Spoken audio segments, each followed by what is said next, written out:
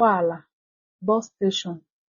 So it could be bus station, it could be car station, but we know it's the park where commercial vehicles load passengers. That's where we call Odukwala. So it could be bus station or bus stop, whatever you need, the name you have for it in your locality. Ụlọ alakụba, mosque. Ụlọ alakụba, mosque. Osimiri, that's river. Osimiri, river. Okwu arụsị, shrine. Okwu arụsị, shrine. So that's it for today. I hope you enjoyed the lesson. You can go back over and over and play it again and again. Okay?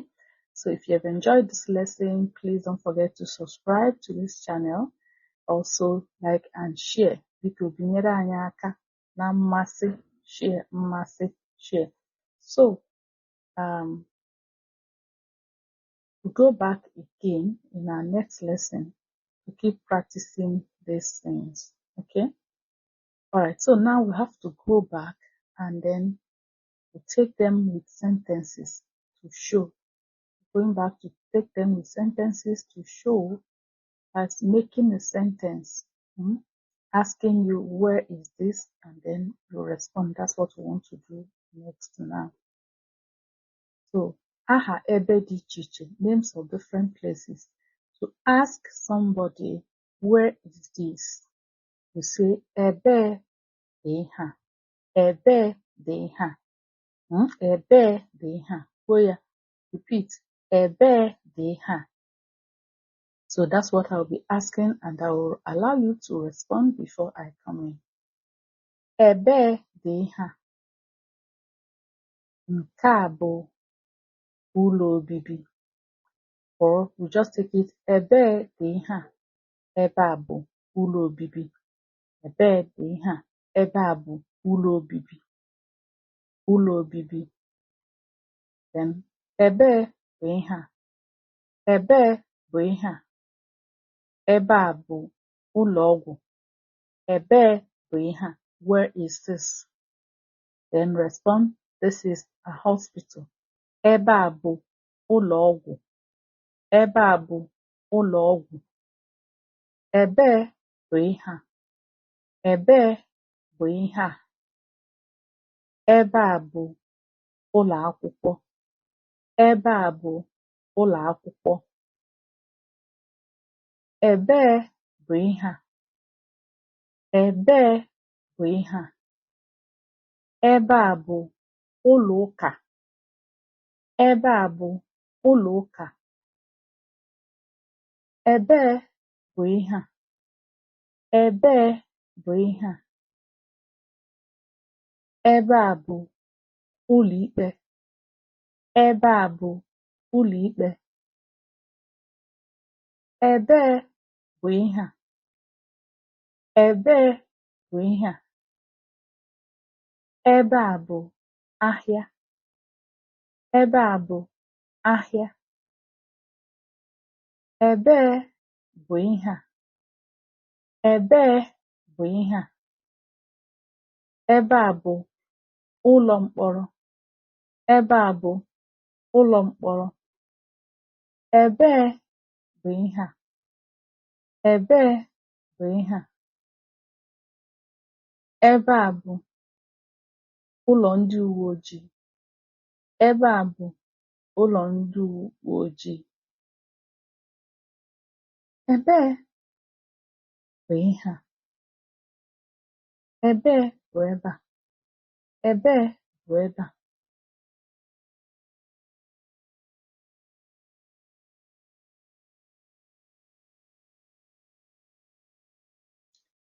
So, ugbu a, we're going to ask, where is this in Igbo? And you respond saying where it is. So I'm going to start with a question to ask somebody, where is this place? You say, ebe bụ ebe a. Ebe bụ ebe a. Ebe bụ ebe a. Then you respond, ebe a bụ. You mention the name of the place. Ebe a bụ.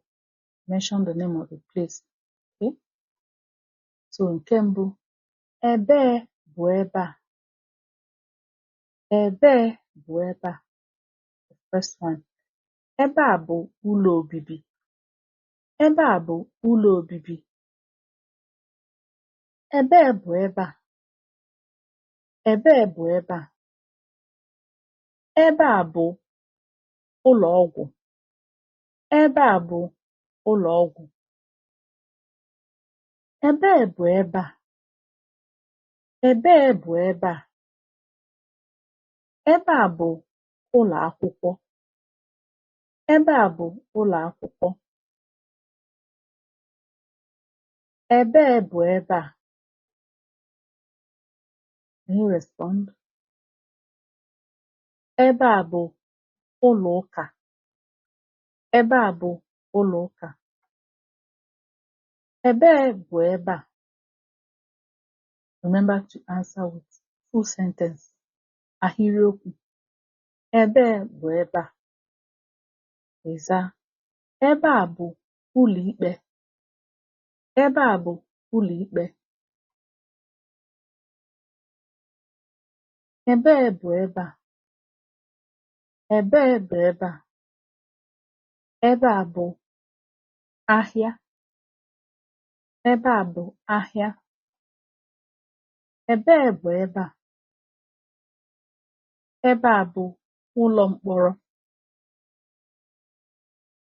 Ebee bụ ebe a? Ebe a bụ ụlọ ndị uwe ojii. Excuse me. Ebe a bụ ụlọ ndị uwe ojii. Ebee bụ ebe a? Ebe a bụ ụlọ akụ. Ebe a bụ ụlọ akụ. Ebee bụ ebe a? Ebe a bụ ugbo. Ebe a bụ ugbo. Ebee bụ ebe a? Ebee bụ ebe a? Ebe a bụ okporo ụzọ. Ebe a bụ okporo ụzọ. Ebee bụ ebe a? Ebee bụ ebe a? Ebe a bụ ọdụ ụgbọala. Ebe a bụ ọdụ ụgbọala. Ebee bụ ebe a? Ebee bụ ebe a? Ebe a bụ ụlọ alakụba. Ebe a bụ ụlọ alakụba. Ebee bụ ebe a? Ebee bụ ebe a? Ebe a bụ osimiri. Ebe a bụ osimiri. Ebee bụ ebe a? Ebe a bụ okwu arụsị. Ebe a bụ okwu arụsị. Okay, so that is it. The next activity we will have now is to ask you where you are. Where are you? When you ask where are you, you're going to say anọ m na. So we'll go through them again to say where are you. Okay, I hope you will be able to respond. Where are you? Or where is he? Let's assume you are the one. So this activity, you are the one at these places, okay? And you're asked, where are you? To ask somebody, where are you? Or where is she? You say, excuse me, ebee ka ị nọ? Ebee ka ị nọ? Then you say, anọ m. So if you're at home, you won't say anọ m n'ụlọ obibi. You will say anọ m n'ụlọ. So we start with the house, the residential house. Ebee ka ị nọ? What do you say? Anọ m n'ụlọ. Good. Anọ m n'ụlọ. Iji ya. Ebee ka ị nọ? Ebee ka ị nọ? Say, anọ m n'ụlọ ọgwụ. Anọ m n'ụlọ ọgwụ. Ebee ka ị nọ? Anọ m n'ụlọ akwụkwọ. Ebee ka ị nọ? Anọ m n'ụlọ ụka. Ebee ka ị nọ? Anọ m n'ụlọ ikpe. Ebee ka ị nọ? Anọ m n'ahịa. Anọ m n'ahịa. We don't say anọ m n'ụlọ ahịa. Anọ m n'ahịa. Ebee ka ị nọ? Anọ m n'ụlọ mkpọrọ. By the way, some people will say ụlọ nga. So whichever one you hear, remember Igbo is a language with different dialects. Okay? You can hear ụlọ nga or ụlọ mkpọrọ. So anọ m n'ụlọ mkpọrọ. Ebee ka ị nọ? Anọ m n'ụlọ ndị uwe ojii. Ebee ka ị nọ? Anọ m n'ụlọ akụ. Ebee ka ị nọ? Anọ m n'ugbo. Ebee ka ị nọ? Anọ m n'okporo ụzọ. Ebee ka ị nọ?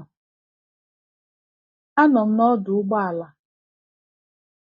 Anọ m n'ọdụ ụgbọala. Ebee ka ị nọ? Anọ m n'ụlọ alakụba. Ebee ka ị nọ? Anọ m n'osimiri. Ebee ka ị nọ? Anọ m n'okwu arụsị. Okay? So, nke a bụ ihe nkụzi m wetara gị n'ụbọchị taa. Ama m na ịmụtago otu ihe ma nke abụọ. I hope you have learned one word today in Igbo language. Among all this, you have learned one word and one expression. So if you are joining me from Spotify on Igbo Word Clinic, that is it for today. Thank you for joining me on YouTube. Thank you so much for joining me. Daalụ maka isonyekwara n'ụbọchị nke tata. Dịka m si kwu, ihe nkụzi a ga na-abịara gị kwa mgbe. Mgbe m na-amaghị, mgbe m nwere ohere, bịa kụziere gị. Ya bụ, ọ bụrụ na ị chọrọ, mgbe ọbụla o nwere ihe nkụzi anyị tụpụtara ebe a, ga-ezitere gị ozi. Biko binyere anyị aka na mmasị. Sonyekwara anyị na chanel a site n'ibinye aka na subscribe, nye anyị aka na mmasị, ma tụsakwa n'ozi a ụmụnne anyị ndị na-achọ otu ha ga-esi wee mụta asụsụ Igbo, ka ihe nkụzi a ga-enyere ha aka nke ukwuu.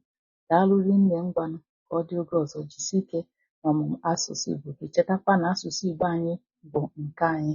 Asụsụ anyị ama mfunarị anyị. Ya ka anyị ji bịa ebe anyị kụziri asụsụ Igbo. Ngwa ka ọ dị oge ọzọ. Daalụ.